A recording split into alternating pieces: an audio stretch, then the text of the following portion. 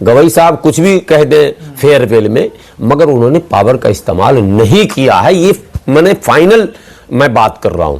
Power का इस्तेमाल करते तो बैकलॉग की बात आती, भरो, बिल्कुल ये मांग बहुत पुराना मांग है, सबका जितने मोमेंट से जुड़े लोग हैं मांग कर रहे हैं। फिर ये लेटरल एंट्री से जो नया ड्रामा शुरू हुआ, इस पर रोक लगना था, नहीं लगा। इससे एससी के वो जो संभावित प्रत्याशी है कोटे से जाने वाले, उनका हिस्सा मारा जा रहा, एसटी के संभावित प्रत्याशियों का हिस्सा मारा जा रहा, ओबीसी का मारा जा रहा।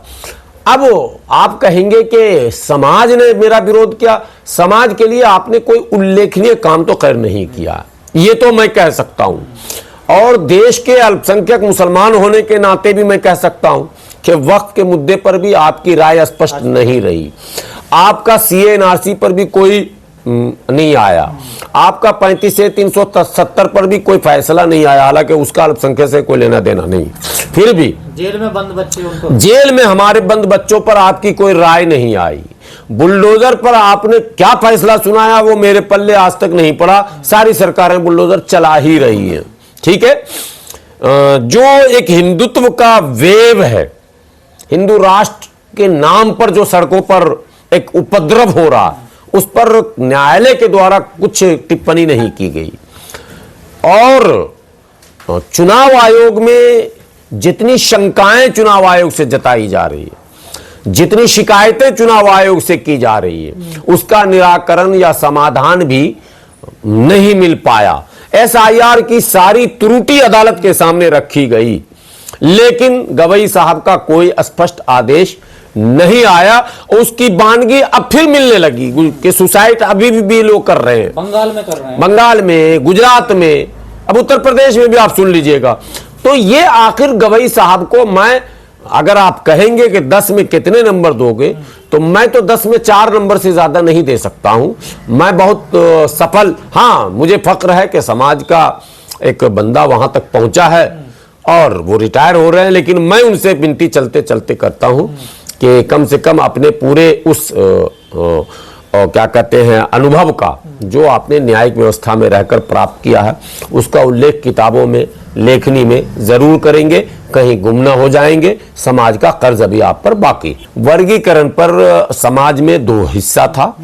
एक तबका कहता था कि कोटा विद इन कोटा का मतलब होता है समाज को तोड़ा जा रहा, यानी एक ब्लॉक जो हमारा एससी ब्लॉक है, ठीक है, जो अनुसूचित जातियों का एक समूह है, उसे तोड़ा जा रहा, ये कहा जा रहा था। लेकिन एक वर्ग ऐसा भी खड़ा हुआ उनके समर्थन में, जिसने कहा कि कोटा विद इन कोटा जो है वो स्वीकार्य है। इससे उन जातियों को, एससी वर्गों के उन जातियों को, अनुसूचित जातियों में से उन जातियों को जो अब तक मुख्यधारा से नहीं जुड़ पाए हैं, उन्हें अवसर मिलेगा। एक बात मैं कैमरे पर बोलता हूं, मेरा निजी अनुभव है कि वर्गीकरण स्वीकार योग्य फैसला है।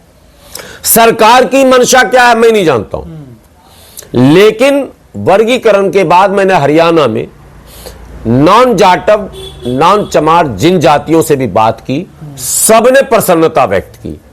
दिल्ली में भी आपने देखा होगा वाल्मीकि समाज के नेता आपके इस विरोध प्रदर्शन से बिल्कुल दूर रहे, बिल्कुल उन्होंने नहीं इसको किया। ये चीज उत्तर प्रदेश, बिहार और तमाम जगहों पर मैंने देखा।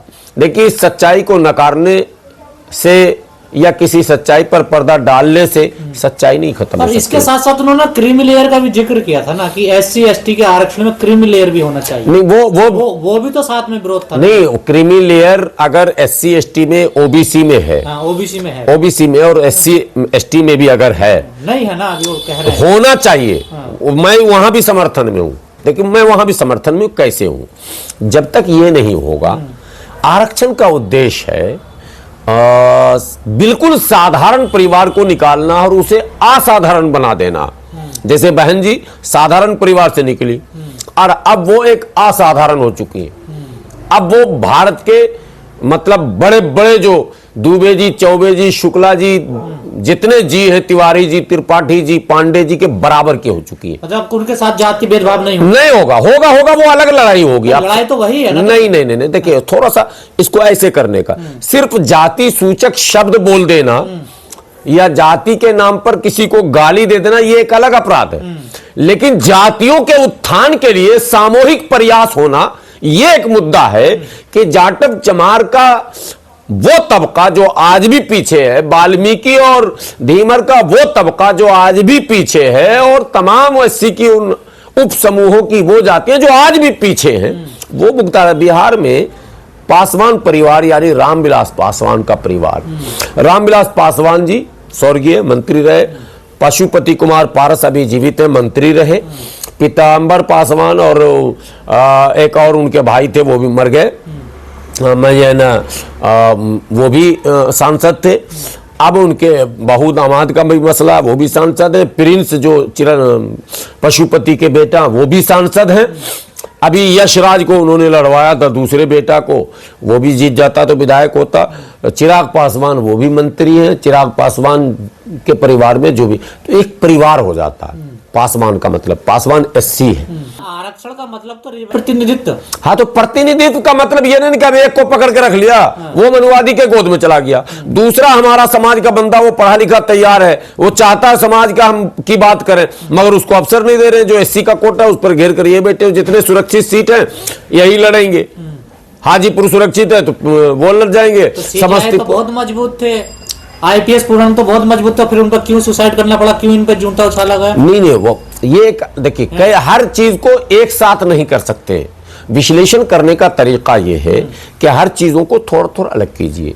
वर्गीकरण पर जो भी निर्णय आए, उसको भले एक वर्ग कह रहा है कि ये इस समूह को तोड़ा गया है, लेकिन मेरा मानना है कि इस समूह के और वंचित तबके को आगे बढ़ने का अवसर दिया गया। दोनों बातें, इसलिए मैं व्यक्तिगत तौर पर कोटा विद इन कोटा का पक्षधर हूं। सिर्फ एससी कोटे में नहीं, ओबीसी कोटे में भी मैं चाहता हूं कि कोटा विद इन कोटा हो। जो मांगे बिहार में हो भी गई, ओबीसी ईबीसी, पिछड़ा अति पिछड़ा, नीतीश कुमार ने वहां भी किया, 2 सेक्शन बना दिया।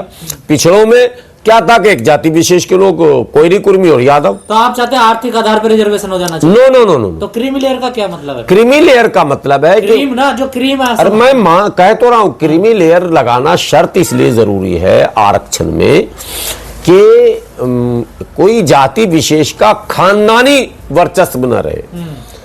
10,000 करोड़ का कोई मालिक है, कोई 5,000 करोड़ का मालिक, वो भी आ रहा उस कोटे से लड़ने के लिए। जो कोटा गरीब दलितों के लिए, केवल आप ये करें दलित दलित बोलकर, फिर मुट्ठी भर रामदास, गरीबी मिटाने की योजना है आरक्षण। आज क्या है, आज मनुवादियों के हाथ के खिलौने हैं रामदास अठावले। रिजर्वेशन कोटा का पूरा बेनिफिट उनके पास आप है। कहना चाह रहे हैं कि गरीबी हटाने की योजना है आरक्षण? मुक्त धारा से लाने की योजना है, गरीबी हटाने की योजना है, कुर्सियों पर जबरदस्ती लाने की योजना। आरक्षण का मतलब आयोग को जबरदस्ती योग्य बनाना है, यह असल आरक्षण का उद्देश्य है। वरना सामाजिक व्यवस्था में उसको कभी कुर्सी दिया ही नहीं जा सकता। आरक्षण कहता है कि नहीं, तुम्हें कुर्सी देनी ही पड़ेगी, इतने % कुर्सी उसको देना पड़ेगा, प्रतिनिधित्व देना पड़ेगा। तो वो प्रतिनिधित्व भी किसी की बपौती ना बन जाए, मनुवाद की झलक उसमें आती। जब कॉपीराइट हो जाता है ना, जैसे ब्राह्मण उनका कि मेरा सब कुछ, कुर्सी मेरी, फला मेरा, ये मेरा, वो मेरा, वो कॉपीराइट हो जाता है। तो आरक्षण की व्यवस्था में भी अगर मुट्ठी भर परिवार, पूरे भारत के लोग उस पर कुंडली जमा कर बैठ जाएं, तो वो मनुवाद के प्रतीक बन जाते हैं। ऐसा कोई आंकड़ा डाटा तो है नहीं ना, है ना? सरकार के पास राजनीति में तो डाटा है। आप 2 परिवार, मायावती और रामविलास पासवान का नाम ले लेते। नहीं, रामदास अठावले ले लीजिए, प्रकाश पर जिस परिवार का नाम लिया वही बैठा हुआ। 4 ही 5 परिवार है। तो 4-5 परिवार से पूरी तुलना हो सकती है? बोलिए ना, कितने % आबादी है? 20% दलित हैं। अभी जाति जनगणना हो नहीं रहा, आरक्षण मिल रहा 17%, 15 मिल रहा, 15 और 7.5, 22.5, हाँ 15। आबादी है 20% आबादी में। अब आपको दिल्ली का उदाहरण दे देता हूं, सब कुछ समझ में आ जाएगा। मीना का नाम सुने ना, सारे पुलिस महकमे में मीना, सारे जुडिशियरी में मीना। ये मीना कौन है दिल्ली में? कहां से आ गए? एसटी है। कहां से आ गए? राजस्थान के। दिल्ली में तो एसटी है ही नहीं, राजस्थान से। अब यही मैं बता रहा हूं, दिल्ली में कोटा है एसटी का और एसटी नहीं है। तो उत्तर प्रदेश में भी एसटी बहुत की कहीं आबादी नहीं है, राजस्थान में है। अब आप मीना के सामाजिक स्तर को का अध्ययन करवा लो जाकर। राजस्थान में जाटव चमार सब पीछे हैं उसके, मीना के। जो एससी हैं वो एसटी से पीछे हो गए। मीना में 50% मीना, कुल आबादी का 50% बता रहा हूं, सिर्फ दिल्ली उत्तर प्रदेश के कारण 50% मीना जो है वो मुख्य धारा से जुड़ गया। आईएएस, आईपीएस, यहां तो कई डीसीपी अभी मौजूदा में मीना है, और कई ज्वाइंट सीपी मीना रहे, कई एसएचओ मीना है, कई कांस्टेबल मीना है, कई। ये सवाल ये है ना सर, जो बैकलॉग है आरक्षण में उसे तो पूरा किया जाए, उसके लिए ये मुद्दा था। यही तो मैं गवई साहब की बात कर रहा हूं कि जो असल मुद्दा था कि आप उस वैक्यूम को आपने तो पूरा किया नहीं। वो नारा, वो लड़ाई आज भी रह गई। दूसरा, लिटरल एंट्री पर इनको बैन लगाना चाहिए, वो इन्होंने नहीं किया। पावर का इस्तेमाल नहीं हुआ है। सामान्य तौर पर चीफ जस्टिस जो भी रिटायर होते हैं वो गुम हो जाते हैं, वो समाज में फिर आ नहीं पाते हैं। एक परंपरा ऐसी रही है। यहाँ तक के जो चीफ जस्टिस राज्यसभा में चले गए वो भी गुम ही है, सार्वजनिक जीवन में उनको कभी देखा नहीं गया। तो ऐसा बी.आर. गवई साहब से ये उम्मीद तो हम कर नहीं सकते हैं कि रिटायरमेंट के बाद वो समाज के लिए कोई बहुत कुछ समय देंगे या सार्वजनिक जीवन में कुछ काम करेंगे, लेकिन हाँ, लिखने पढ़ने का काम तो वो कर ही सकते हैं। जो उनके लंबे एक अनुभव रहे हैं अपने उस न्यायिक पदों पर रहते हुए, उस अनुभव को वो कहीं ना कहीं कलम के माध्यम से बड़े बड़े अखबारों में, लिटरेचरों में लिख सकते हैं, और ऐसा करना चाहिए उनको। कुछ किताबें भी उनको लिखनी चाहिए। मुझे उम्मीद है कि ये सब कुछ करेंगे।